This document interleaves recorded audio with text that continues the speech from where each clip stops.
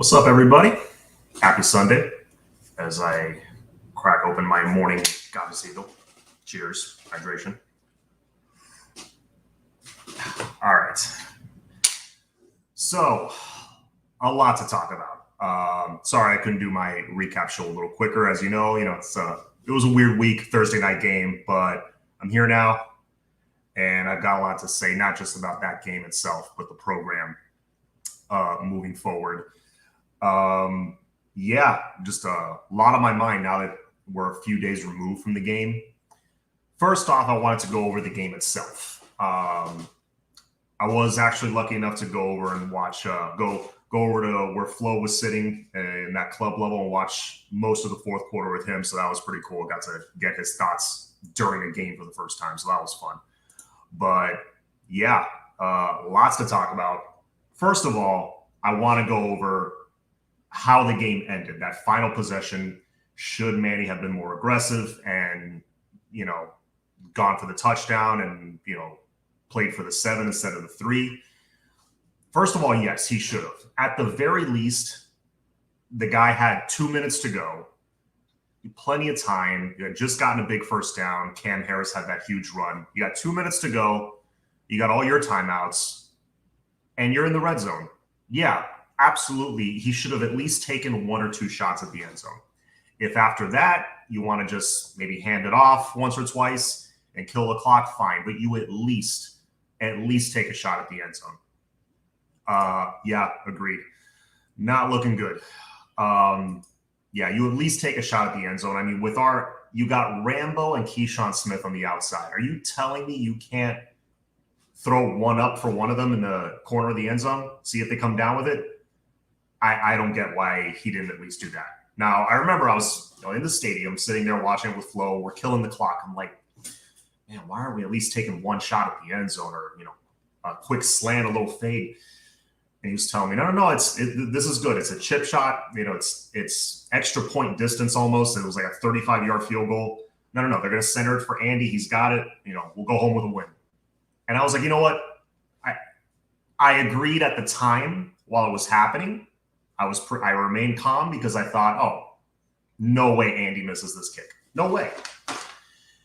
And, I don't care if you're a true freshman or a 6th or 7th year senior, I do expect you to make that kick. It was a 30-something yard chip shot of a field goal. Should have been made. But at the same time, high pressure situation, game on the line. So I totally lean on the side of, yes, be more aggressive and score the touchdown so you don't leave it in the hands of your kicker. In college, I think you should never leave it in the hands of your kicker if it's avoidable. That was maybe a good strategy if you're in the NFL. You got Jason Sanders back there, or whoever, name it. Any kicker, any mediocre kicker in the NFL makes that kick in his sleep. Okay, so maybe that was a more NFL conservative way of doing it. College, I know you leave Virginia more time, but you gotta punch it into the end zone. You have to. I totally see that side of it, and I agree. We have the athletes on the outside. We had Virginia's defense gassed. They were tired. They were cramping up. Whether they were faking it or not, I don't know.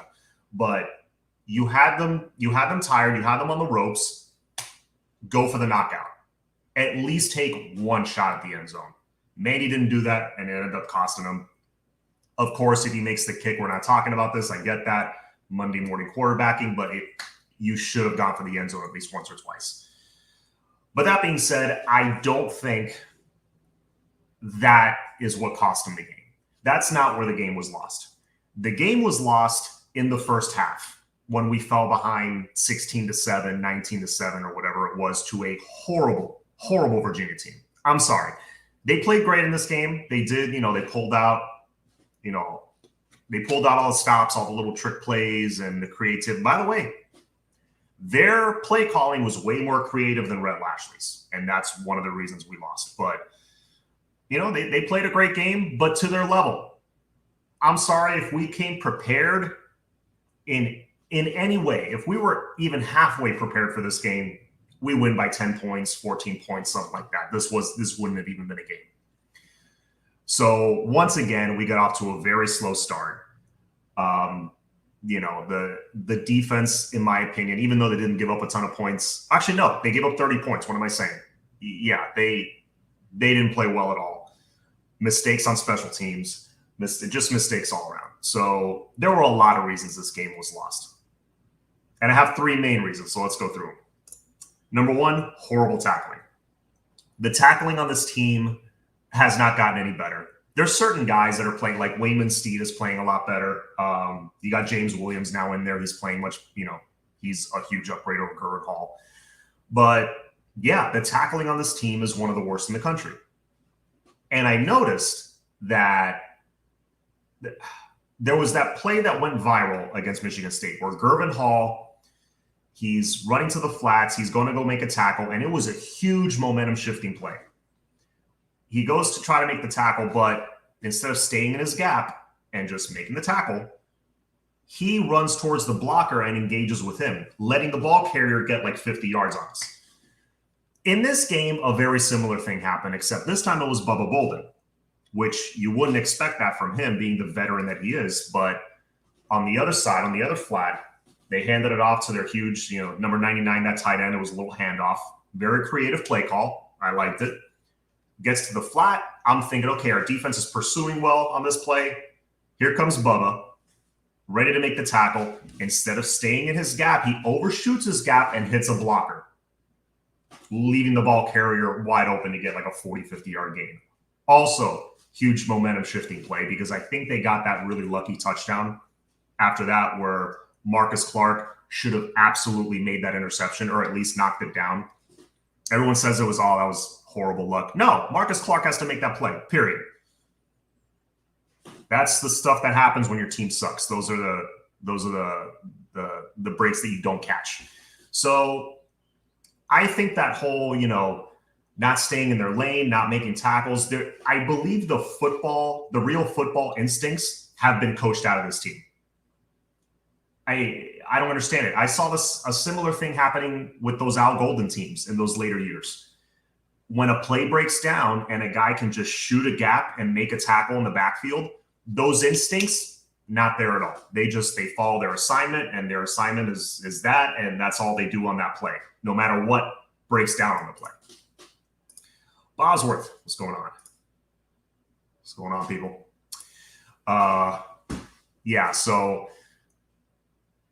Horrible tackling, but it goes even deeper than that. Just a lot of bad habits being coached into this team or not being coached out of this team. One of the two.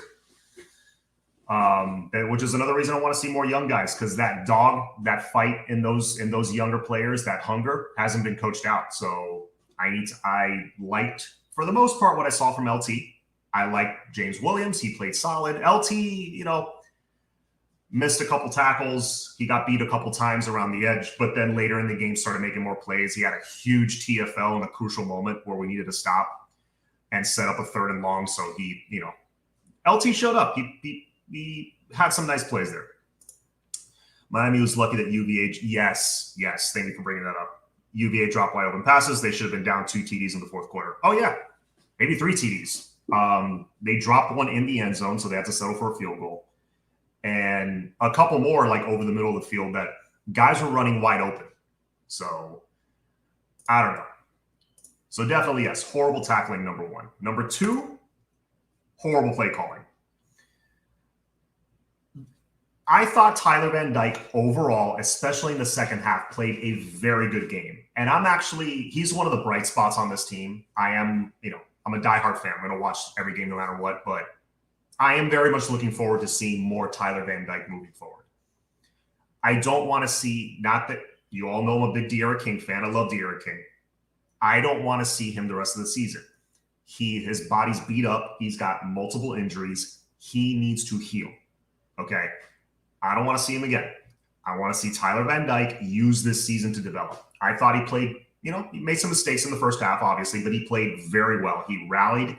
He put the team on his back in those final 2 drives. He brought us back, had that awesome touchdown run, made great reads on these handoffs. O-line even played well in that final drive. They were getting some push. Jalen Knighton, was this close to breaking a couple of touchdowns. on those inside handoffs. So I need to see more of him as well. But overall, Tyler Van Dyke made some nice throws late in the game. I thought he played very well. Now, that being said, I thought the play calling did him no favors whatsoever. My boy Bruce Feldman says that it looks like the OT admin will give Melo the rest of the season. Good luck on that when we lose the next 4. If they're going to give Manny the rest of the season, I'm telling you, he's already lost this team. I can tell. I know that for sure. He's lost this team, and we're going to finish like 5-7. I'll be surprised if we win more than 5 games, to be honest with you. Some mistakes over and over again, nothing gets corrected. The staff continues to do the same thing over, expecting different results. Yeah, this administration keeps doing the same thing over and over again and expecting different results. This is what happens when you keep hiring coordinators that have no head coaching experience. I agree 100%. Time to move on from King and others as well. Agreed. Nothing against some of them. I want to see the new guard come in. I want to see that fresh blood, that hunger on the field, because that's the only thing that's going to win you some games. It's not coaching. They're not going to win with X's and O's. The only way they're going to win games this year is with pure talent, because it's just not there. So yeah. And what do I mean by horrible play calling, to be specific? There has been so much TVD slander in some of these groups that, for what? Yeah, I know he missed a few throws and, held onto the ball a little too long in the first half, but make no mistake, Tyler Van Dyke brought us back in that game.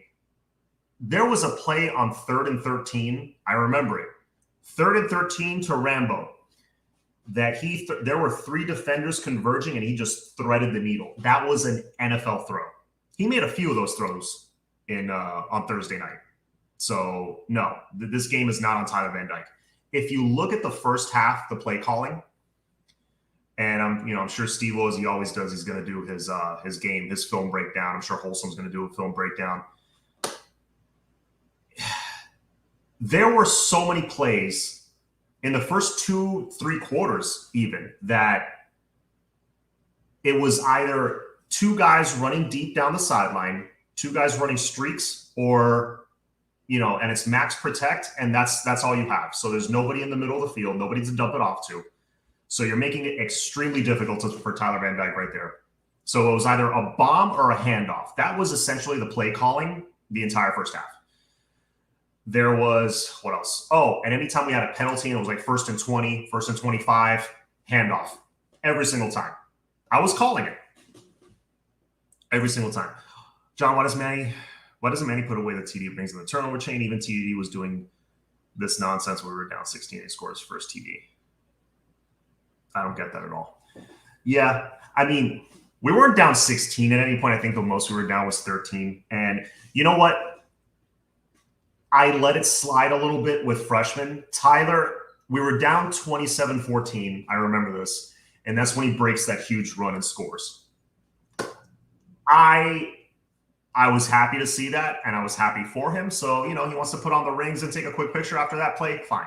He's a freshman. I get it. But overall, yeah, when you're like down 2, 3, 4 touchdowns, you're down 4 touchdowns to Alabama and you're wearing the turnover chain. Yeah, it does bother me. But, it's one of those things where if we're winning, it's awesome. Everybody loves it. So I don't think that's the cause of anything. I think, we just, obviously the coaching staff, they got a clean house there. But you are, at the same time, you're treating the symptom and not the actual virus, which is Blake James. But even with Blake James in power, we had a couple of really good years with Mark Richt, so I really feel like Blake James can stumble onto a good coach. For example, Mark Stoops. Mark Stoops, I think, shot up to near the top of everybody's list for the Miami job, because they pulled off a huge upset last night against Florida. And he's done a great job over the years at Kentucky, and he was a former assistant here. So you bring in a guy like Mark Stoops, which is, I think, a very realistic hire. Mario, Luke Fickell, I think that's, James Franklin, guys like that, I think that's going to be a lot tougher. But Mark Stoops, very realistic. You bring a guy like that in here, he's winning 9-10 games a year guaranteed with this kind of talent. So, yeah, that's just my little riff on that. But anyway, I don't think it makes that big of a difference either way. I just want to see this program win and earn the right to wear those chains and those rings. It should mean something. John, being an athletic director means continued success, yet continued regression in all sports. 100%. Yeah, no, Blake needs to go. Absolutely. Blake is making his bed with Manolo. He is hoping that somehow Manolo pulls 7 wins so he can bring him back. It's sad to me that 7 wins would be enough to keep him around. I don't think it would. I mean, I said that going into the season. 8-4, okay, maybe you have some injuries. You know, with the recruiting that was going on, I was like, okay, 8-4, give Manny 1 more year, let his plan play out. But from the bad habits I've seen on the field that have not been corrected, that I thought were going to be corrected, now I'm like, get rid of this guy. Because the upperclassmen have regressed. No reason, even if he wins out, even if the team rallies, the young guys get more playing time, TVD's on fire, and we go on a 5-6 game winning streak, which I don't know if that's going to happen, but let's say it does, and we just look like a different team. I still get rid of Manny. The problem I have with Manny is he lost against Georgia Tech year 1 because of missed field goals. Year 3, we lost because of a field goal. It seems like Manny is not learning. Good point. Good point, Cuban King. Yep. Got to be a little more aggressive sometimes. Especially, I mean, not in Andy's case. Normally you can trust him, but at the same time, high pressure kick, freshman, you know. But that 2019 game, yeah, that you were down to like your 3rd string kicker. Of course you go for it. Everyone complains about the chains to the ring, how embarrassing they are. The problem is chains to the ring do not come out a lot. If they do, we'd be undefeated. Yeah. No, that's what I'm saying. People would be loving it if we're winning. Hit the like button. Yes, please hit that like button. You know, helps with the algorithm, but also hit that like button if you want to see him, if you just want to see him go, because he is in over his head. No worries, man. No worries. Sunday, probably busy with family stuff. Some AD options for football, Dan Morgan, Chud, Zoe. Yeah, either of those 3, I'd be happy. Honestly, I'd just be happy with any kind of a replacement, but if you go with those, you know they love the program. Chizinski has an amazing mind for football. Alonzo's Alonzo. Guy's a legend. Everybody loves him. He bleeds this program. And Dan Morgan, one of the greatest college linebackers of all time, also bleeds orange and green. You need a guy like that. Let's see what else. But yeah, sorry, I got sidetracked. Back to my keys to the loss. Horrible play calling. So horrible tackling, horrible play calling, and number 3, and there's more beyond this, but these are my top 3. Number 3, starting slow. This is a recurring problem with Manny Diaz. He has now coached, he's been the head coach for 29 games now, including the Virginia game.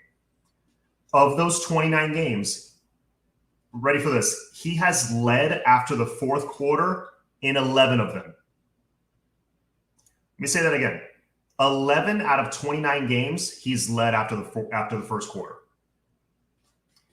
And it's not like we're playing a tough schedule every year. Let me remind you, we're playing a lot of, I wouldn't say cupcakes. We're playing a lot of teams that are not at our level talent-wise, that we should be jumping out to early leads. But we're not. We are digging ourselves out of a hole every single game. And ultimately, again, I think that's where this game was lost. We were down 19-7. We were down 9-0 at one point. I mean, that was just like the fire Manny chants. I sit next to the student section. The fire Manny chants were already starting. Let's see. A football alpha should be running the football program, not a host. Yeah. And if you remember, Blake James at the time was an interim hire. He was the interim AD when I think Kirby Hocutt left, who I think is doing a good job wherever he is now, Texas A&M, whatever. I don't know. So he left. This guy took over as the interim, I think, during the early Al Golden years. It might have been after the whole Nevin Shapiro thing. I'm not quite certain on that, on the timeline. anybody has a better memory than I do, you can tell us. But he was originally an interim AD, and he just stayed. He took over. But yeah, you get off to a fast start in essentially a third of your games, and a lot of those are probably like the FAMUs and Bethune-Cookmans. So you're totally unprepared. You're out coached. You're out chess moved. You're out everything going into a game. It's why we look so bad coming off a bye week. North Carolina's going to kick our ass. I'm telling you right now. A change needs to be made right now. You're going into a bye week. Why not? Let Jess Simpson, T-Rob, not Lashley, no way. Rob Likens, any of those guys, I would love Jess Simpson, but let one of those guys take over as the interim. When that happens, look throughout history. Teams tend to rally around that new guy in college and the NFL. I remember Coach Orgeron took over in USC 5, 6, 7 years ago. And he took over, and I think USC won like their last 5 games in a row because some players just love playing for certain guys. Dan Campbell took over for the Dolphins in 2015 as an interim. We were on fire for the first 2-3 games because Philbin was gone. What other example? Here, when Coach Golden was fired, I think Larry Scott was his name, if I'm not mistaken. He took over. I think we were like 4-1, 4-2 the rest of the way, but we played noticeably better. So you never know. It could salvage something for the season. Maybe not. I'm not expecting it, but you gotta get him out. I mean, he's way over his head. Texas Tech, yes. Kirby gave us Golden and bolted for Texas Tech. Oh boy, I remember that now. It's coming back to me. OG Kane, Dad, AD from Clemson is a good choice as well. Miami alum. Interesting. Okay. I actually did not know that. That's a good fun fact there. Yeah. So, all right, I'll be on for a few more minutes, guys. But yeah, I just wanted to kind of air my grievances again. So, for all the guys that want to, deservedly so, to get on Manny for that final possession. Should have been more aggressive. I agree, but no guarantee you win the game there because already they had dug themselves such a hole that they had to come back from. You put yourself in a situation where you shouldn't have been in to begin with. It should have been, it should have been the other way around. We were down 27-14 at one point. It should have been reversed. We should have been up like 27-14 going into the fourth quarter. That's what I kind of expected. All right. I like Sonny Dykes, head coach 3 years in a row, 5-0 start. Yeah. Oath. So 3 straight years he started 5-0. I'm already sold.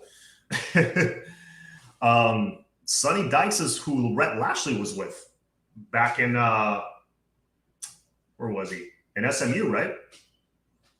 Yeah, Sonny Dykes has done. Yeah, he's a great coach. Another great mind for football. That's what you got to bring in here. A coach that has a great mind for the game, which Golden wasn't that. Manny, I think, has a solid mind for defense. I do think he's a solid defensive coordinator. But you can't – I really believe you can't be a head coach of a program that you're a first-time head coach running a big program and also be the defensive coordinator. I'm sorry. You can't handle both, especially if you've never been a head coach before. Now, Nick Saban, I know, greatest of all time, but Nick Saban, even until recently, I think personally coaches the DBs. He was talking about that in the Monday night game. He was getting interviewed by the Manning brothers. And it's like, yeah, even into his later years as a coach, he'll go coach the DBs as well. But that's an established guy. Manny? No. Oh, damn, I late. What did I miss? Just going over the Virginia game, Supreme Goon. It was, it was what it was. But ultimately, that game was lost because of our lack of preparation. And once again, it looked like the team decided to wake up halfway through the third quarter, honestly. And really, it could have been worse. There were drop passes by Virginia, lots of drop passes. There were There was the big run by Cam Harris, great play by Cam, but we caught him with the tempo. They were, kind of not lined up, and we caught him off guard. But, great play. But then a lot of mistakes. Again, drop passes killed us. Romello, I hope he can shake it off. Romello dropped that big pass over the middle. That would have been a first down and like a 25-yard gain or something, maybe more. There were like 3 or 4 drops in that game on offense. On defense, how many interceptions did we drop? Like 3? You drop a 5-yard pass here. It's not – you can bounce back from that. But Cam Kinchens on like the first possession broke on the ball in the end zone and could have picked it off. It probably could have run the other way. I mean, those are – you cannot – I mean, I hate drop passes, but you cannot drop interceptions that hit you right in the hands. That is game-changing plays right there that we're missing. Manny put Andy in a horrible spot. TBD looked good. Yeah. Manny put Andy in a here's the thing. Manny put Andy in a pressure situation, but 37-yard field goal, I'm sorry, he should have made it. But that being said, I don't blame the loss on Andy. So in a way, yes, he did put him in a horrible spot. He didn't need to be in that spot, but hopefully Andy learns from it, and next time he drills that ball down the middle like he usually does. That Clark one. Oh, yeah. There was the Cam Kinchens interception on the first possession. He makes that play, it could be a different ball game from that point forward. There was the Marcus Clark one, hits you in both hands, and the guy just kind of reaches back, kind of jars the ball loose and takes it away from him. Dude, you can't do that. And then the third one was on the final – we got that final stop to set up our potential game-winning drive. I want to say it was to Corey Couch, running with the receiver, eyes on the ball, breaks on the ball and everything, hits him right in the breadbasket, drops it. If he catches that, who knows? His momentum has taken him that way already. He returns it for 20, 30 yards. Maybe somebody misses a tackle. Maybe he takes it to the house. Who knows? You can't drop passes, but you cannot drop interceptions. And we've been doing it all season. Tyreek Stevenson against Michigan State, right in the hands. I don't remember if he had enough green in front of him that he could have run it back the other way. But imagine if he gets Michigan State's driving on us early, he gets a pick six, that's a different game. You got who else? There was another. Oh, Bubba Bolden against Alabama.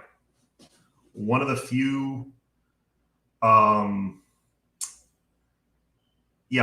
of the few chances we had to make it a game against Bama. It was second possession, I want to say. We're down 7-0. Bubba Bolden breaks on the ball in the end zone, gets 2 hands on it. He catches that. It probably wouldn't be a different game, but who knows? Missed opportunities. Do Miami have the funds to actually get a good coach? Yes. It's not the funds. I'm telling you.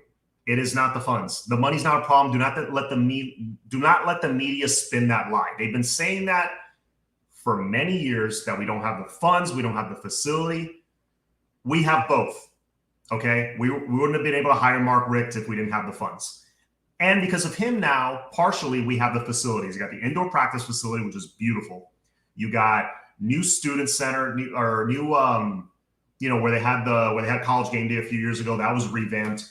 New gym, new facilities, all this stuff. They got the locker rooms are the next thing that they're gonna tackle. The dorms, we didn't have the dorms before. Now we do. So don't believe this garbage, this nonsense that we don't have the funds. The funds are not a problem at all. The problem is who's in power. Okay, and would they be able to relinquish that power to the head coach, to the man who comes in that would want to run the football program? They want someone they can control at the end of the day. That's the problem. Jay Blaze, what's up? Andy has missed 3 field goals, 2 for 30 yards. Yeah, he missed a chip shot against Michigan State. And what was the third one that he missed? But he also made the game winner against App State. I think he went 3 for 3 against Alabama on national TV. He made a huge, like a 50-something yarder against Michigan State to keep us in the game. That was a pressure kick. So yeah, and look, it happened with Michael Badgley. Michael Badgley's in the NFL right now because he's a good kicker, okay? in his freshman season, I remember he missed a couple of, crucial kicks, but got better as he got older. It happens. Manolo ain't going to make it to UNC. I hope not. Or make it with UNC, Pitt, and NC State still on tap plus Georgia Tech and FSU. Yeah, no. UNC, Pitt, and NC State, the way they've been playing, we're going to go 1-2 in those games, I think. I think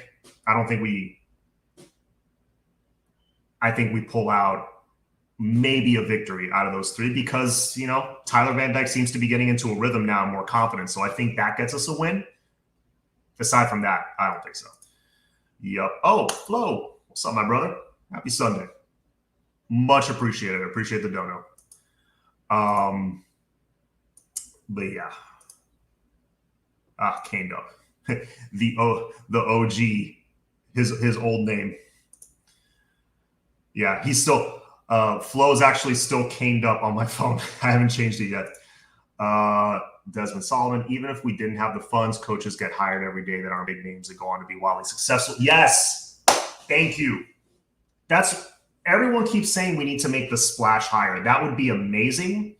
But there's every season out of the group of 5 or, bottom half of the SEC or something, there's always a young up and coming hungry head coach that, has the mind for it, recruits fairly well for where they're at and what level their team is at in college football with the funds that they have.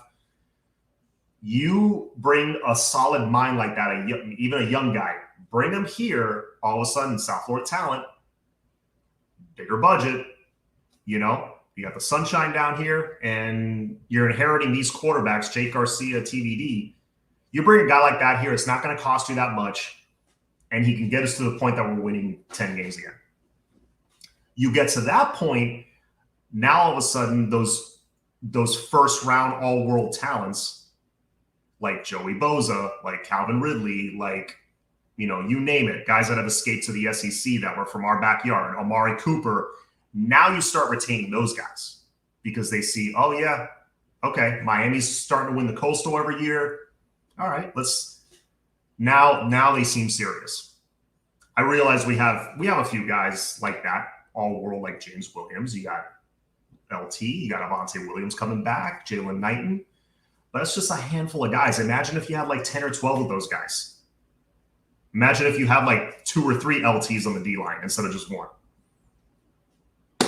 You got to start winning the games on your schedule, the games that you should win first. You do that consistently, then you start getting the monsters every year.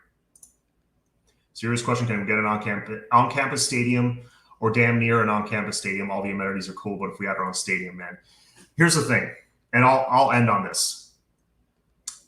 If you haven't been to Miami or been in the Coral Gables area where the University of Miami is located, the University of Miami, people got to remember, is a small private institution. If you go on campus, it's a beautiful campus, but it's small. There's no room for a stadium in there, like at all. And it's not like they can level any housing to make one because the city, even if they had room or they wanted to or whatever, and all the planets lined up, the city of Coral Gables would not allow it. So right there, it's not going to work. That's why they played in the Orange Bowl to begin with. Now, even the Orange Bowl, it was, 20 minutes away from campus? Not that bad. And it had an amazing atmosphere. It was a legendary place. Now, like Kirk Herbstreit says, you got to drive 45 minutes to get to the stadium. Out in Broward almost. It sucks. They've made great renovations to it. It's a great stadium now, but it's very far. And you see the student section is this big in the stadium. So, yeah. In a perfect world, I would love an on-campus stadium to squeeze it in somewhere, but you can't. So that's why they don't have an on-campus stadium. Near campus, though, Tropical Park.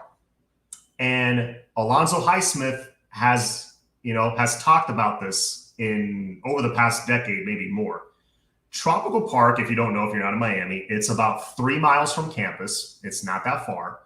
You go just a little, on Bird Road or Miller Drive, just a little west. It's right off the highway, so you have 2 entrances from the highway to get into Tropical Park. It already has a football field that a lot of big high school games are played in. So you already have the footprint for it. It's got, and I think that field, you know, with the track and everything, with the bleachers, I think it sits like 7,000 people. So you already have the footprint for it. Build a couple of garages around it. And there you go. You can have a 45,000, 50,000 seat intimate stadium for the Hurricanes, which if we see that in my lifetime, I'll be so happy because that would bring the atmosphere back. That would bring the diehard Miami fan from Kendall, from Westchester, from Hialeah. They'll come back. The ones that used to, you know, those 40, 50,000 people that used to go to every game in the Orange Bowl, no matter what, back up until Donna Shalala took over as president, you'll have that back. You got La Carreta down there, you know, yourself a cafecito before the game or after the game, you know, it would be a great atmosphere because that's like in the heart of Miami. But that for right now, it's a fantasy, but hopefully an AD or a president or something makes that come true one day because it would be a perfect spot for a stadium. And there's so much unused space in Tropical Park. They would easily fit it in there. Yeah. Hey, Armin Kane, what's going on? Tropical Park would be money, 40,000 in addition, 8 for big games, with an additional 8,000 for big games. Yeah, you can put extra bleachers or something like in the OB. Yeah, Tropical Park would be amazing. Need me at least. I would like at least a 50,000 seat stadium, but I'm not asking for much. The Orange Bowl, it's sat, I think capacity in the OB was 72,000. And yeah, it was 72,000, but I was at games where it would pack like 85 because people were sitting on the staircases. But honestly, look, you say you need a 50, 60,000 seat stadium.